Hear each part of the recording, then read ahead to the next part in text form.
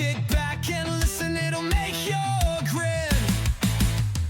Every Wednesday night at 9 p.m.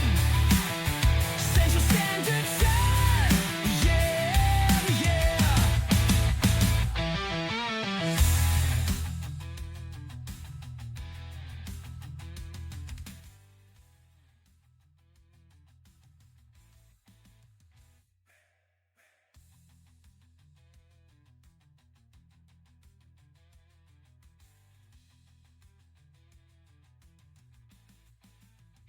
It's time for listener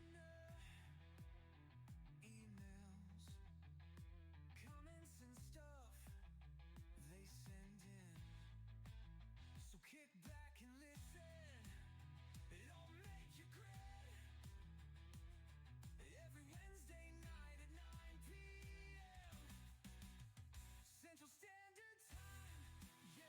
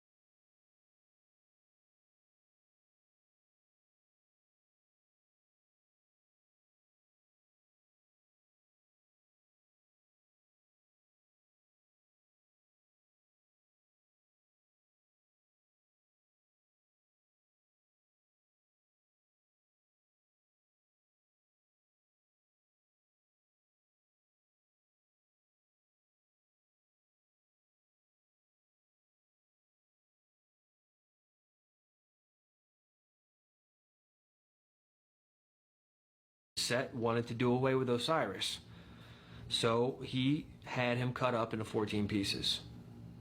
Now his body's cut up into 14 pieces. It gets thrown into the Nile River, and Isis, of course, isn't happy about this. Isis tries to collect all the pieces up, and she's only able to find 13 pieces. So she fashions together those 13 pieces to form a more perfect union, which is the framework of our 13 colonies, a more perfect union, based off of the myth of Osiris. Now that's showing Egyptian magic even in the framework and the fabric of our foundation, right?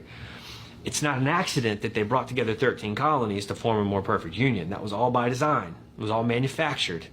But what's crazy is that she fashions together these 13 pieces, but guess what piece is missing? So what do? They set up this ritual. That's what the obelisk is, by the way. The obelisk represents the 14th piece that they couldn't find. You find it in the Vatican. You find it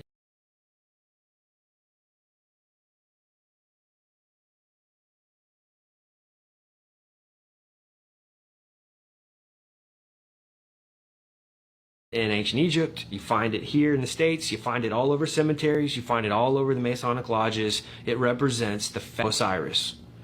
And they believe by setting up this ritual, now it's all a recreation of the original ritual that took place between Isis and the 13 pieces of Osiris.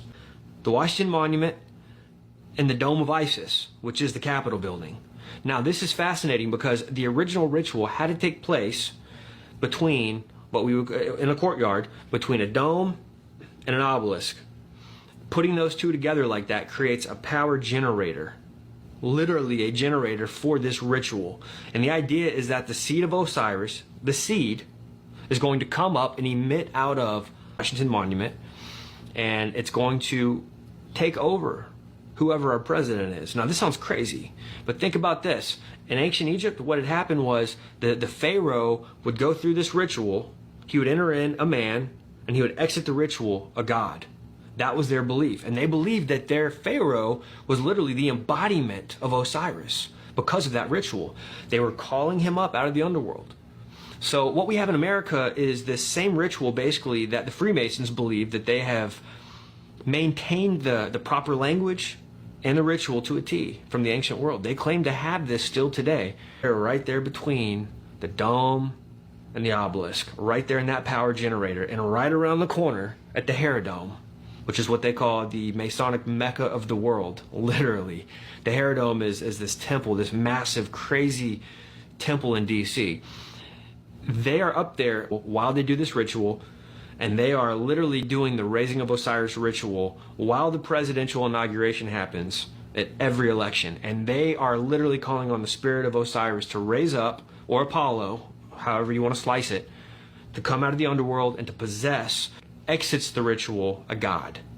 This is what the Freemasons believe. Now, people are going to say, well, not every president's a Freemason. Well, most of them have ties to secret societies, but they're not all conscious of the ritual. It's been going on now since the beginning, to our knowledge, since the beginning of this nation being set up.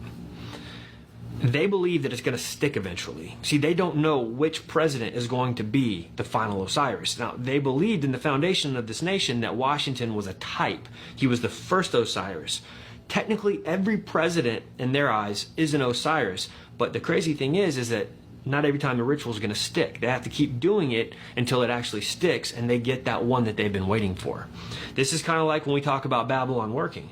You know, how many years, was Jack Parsons and L. Ron Hubbard working in the desert trying to get this ritual to stick? They do this at the inauguration of every U.S. president because they believe there is going to come a time in a president that will be the one.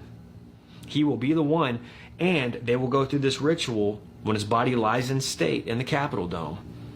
I believe they're going to do this ritual, and that final raising ritual, that's going to be the one that's going to stick. I don't believe it's going to stick when they're doing it at an inauguration. The real one's going to take place when this Antichrist man dies. They lay him in state in the Capitol building beneath the 72 pentagrams and the apotheosis of George Washington. And that's not it. There's so much more numerology about the Capitol building and the 13 statues and the statutory hall.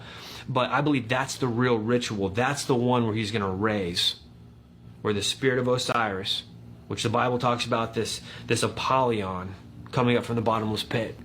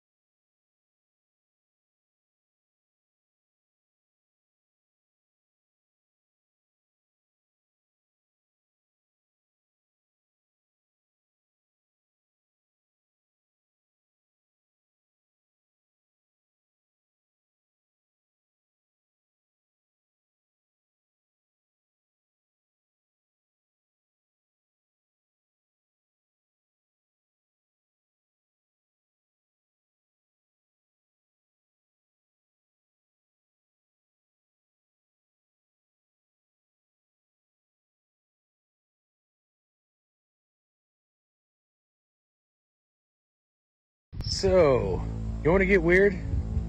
Let's get weird. Welcome to my brain. You see where we're at, right? The beam of blue. Step 1. Breaking down all of the archaeological knowledge by faking earthquakes. I did a series of videos on volcanoes and earthquakes. If you're on the clock app here, playlist is right there, natural disasters. If you didn't see it, let's just say they might not be exactly what they tell us they are. Step 2. Gigantic space show in 3-dimensional holographic laser projections. Now, not only did I show you that not only have they figured out how to all out just trick the eye with optical illusions, that along with drones and everything else that's in the sky, a certain company has all these sensors throughout the Pacific Ocean that we don't even know the capabilities of. So it's getting hard to trust even the things we see with our own eyes. And remember, step 3. Telepathic electronic two-way communication, which involves making people think their God is speaking to them. Not only did I just show you they have the tech to put voices inside our head, but do we really know the capabilities of the speaker on our cell phone? Elijah, can you hear the speaker? Yeah, I can hear it. Somehow, my microphone picks up nothing right next to it, but Elijah can hear it from down the road. Now, sound waves are always directional to a degree, but this thing is on a whole other level. Perhaps magic? Step 4. First part. Making humanity think an alien invasion is about to occur in every major city. Well, first we got the NG rollout in 19 different states. Don't ruin my video with your politics. I'll start handing out blocks like early Christmas presents. It's not about that. No matter what the reason, that's gonna cause panic. People panicking are easy to manipulate. And then of course we got the mothership on its way. A newly discovered comet is creating a buzz in both the scientific and speculative circles. Some are calling it a rare interstellar visitor. Others say it could be something much more. And then of course there's the whole rapture's coming. Cue Peter Pan in his whole 4-hour lecture about you know what.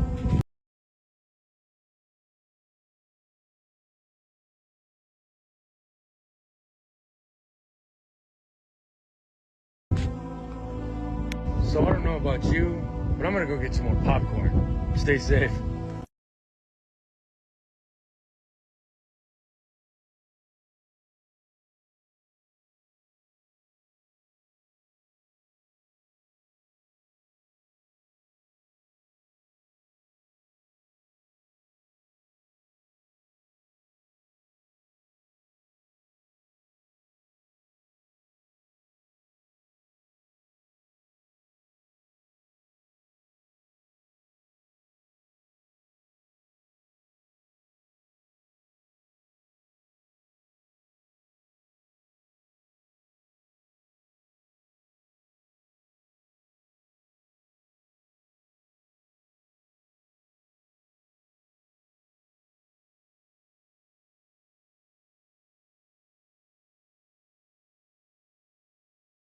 For those who do not know about water, this may freak you out.